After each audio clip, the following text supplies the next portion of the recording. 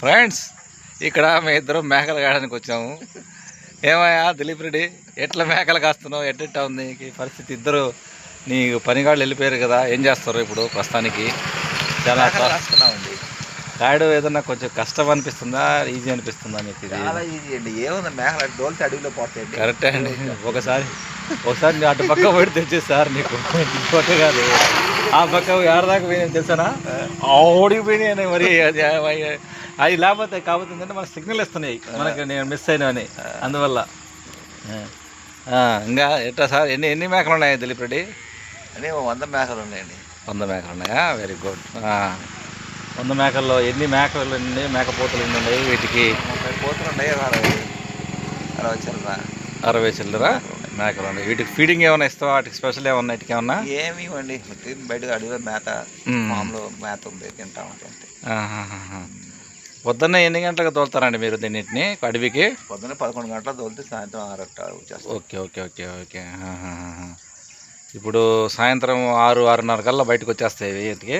వచ్చేస్తాయి. ఇంకా వీటికి మళ్ళీ పిల్లలు ఫీడింగ్ చేసుకుంటే మళ్ళీ వచ్చిన తర్వాత ఇవి పిల్లలు ఉంటాయి కదా, వాటికి ఫీడింగ్ ఇచ్చుకొని రాత్రి వీటికి పిల్లల్ని సపరేట్ 8:30 గంటలు సపరేట్ చేసేస్తాం.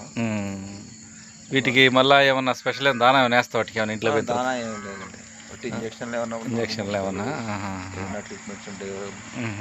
లేదంటే డీవార్మింగ్ అంటే వ్యాక్సిన్ చేస్తాము.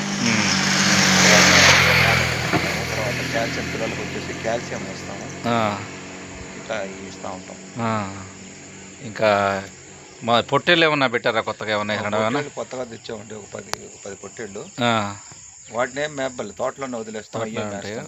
వేసి మధ్యాహ్నం వచ్చి నీళ్ళు తాగి పడుకుంటే మళ్ళీ సాయంత్రం పోతాయి. సాయంత్రం పొద్దుగుతానే మళ్ళీ వచ్చి దాంట్లో గూట్లో పడుకుంటాయి. వేరే స్టేట్ నుంచి తెచ్చిన మేకల మొటాలిటీ రేట్ ఏమైనా బాగానే ఉంటుంది? అసలు నన్ను అడిగితే వేరే స్టేట్ నుంచి మేకలు తేవడం వేస్ట్. లోకల్ బ్రీడ్ తెచ్చుకొని పెంచుకుంటే. ఎందువల్ల? వాటికి క్లైమేట్ సూట్ కాదా? ఎన్వైరన్మెంట్ క్లైమేట్ ఒకటి, ఫుడ్ చేంజెస్. ఫుడ్ ఇక్కడ దొరికే ఆహారం, ఇక్కడ దొరికే మేత, అక్కడ దొరికే మేత డిఫరెంట్ అయిపోద్ది. అది కాకుండా ఏంటంటే అవి 2000 కిలోమీటర్లు 3000 కిలోమీటర్ ట్రావెల్ వచ్చినప్పుడు స్ట్రెస్కి లోన్ అయిపోతాయి. ఆ స్ట్రెస్ వల్ల ఏంటంటే సర్వైవల్ కాలేవు. సర్వైవల్ అయినా కూడా గ్రోత్ సరిగా ఉండదు. అది ఎన్ని ప్రాబ్లమ్స్ ఫేస్ చేయాలా.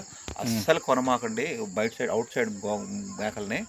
కొన్నారంటే మీకు మాకేంటంటే 100% మీ 50% మొటాలిటీ వచ్చింది. 60% మొటాలిటీ వచ్చింది.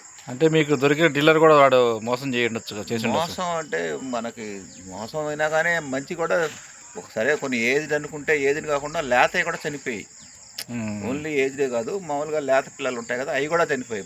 మనం ఓన్లీ ఏజ్ చనిపోయి అంటే సరే అనుకోవచ్చు, ఏజ్ ప్రాబ్లం అని. బట్ ఏంటంటే మోటాలిటీలో ఏంటంటే ఏజ్తో సంబంధం లే, అన్నీ చనిపోయాయి. చిన్నవి కానీ పెద్దవి కానీ ఏదైనా ఉంటే. అందుకని ఎవరైనా గోట్ ఫామ్ పెట్టాలని చేస్తున్నప్పుడు లోకల్ వాళ్ళ ఏరియాలో వాళ్ళ దగ్గర సంతల్లో కానీ వాళ్ళ దగ్గర రైతుల కాడ కానీ, సంతలో కూడా పోయి కొనుక్కోవచ్చు. ఎందుకంటే రైతులు వస్తారు. ఆ రైతుల కాడికి పోయి చూసుకొని మీరు బాగా అండి. రైతుల కాడ ఏంటంటే వాళ్ళు మీరు వెళ్ళిపోయారు అనుకోండి, వాటికి ఫుల్గా దానా పెట్టుంటారు ఫీడు.